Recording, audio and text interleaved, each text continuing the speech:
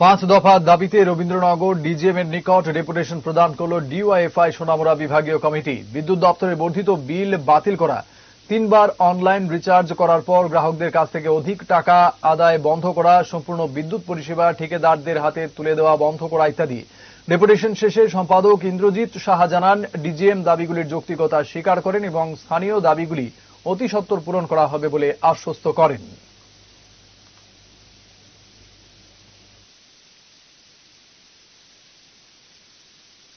ভারতের গণতান্ত্রিক যুব ফেডারেশন ডিওয়াইএফআই সোনামুড়া বিভাগীয় কমিটির উদ্যোগে আমরা সোনামুড়া মহকুমার বিদ্যুৎ বিলের যে সমস্যা এই সময়ে সারা রাজ্যে চলছে, তার সাথে আমাদের সোনামুড়া মহকুমাতেও এই বিদ্যুৎ বিল নিয়ে একটা সরকার লুট প্রক্রিয়া চালাচ্ছে।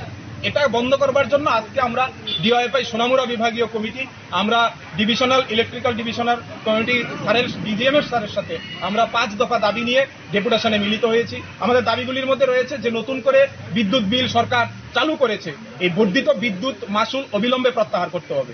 জনগণ থেকে আমরা দেখছি যে জনগণ থেকে একটা বিদ্যুৎ বিলের নাম বাড়িয়েছে বলে জনগণ থেকে অধিক টাকা সেখানে লুট প্রক্রিয়া চালাচ্ছে সরকার।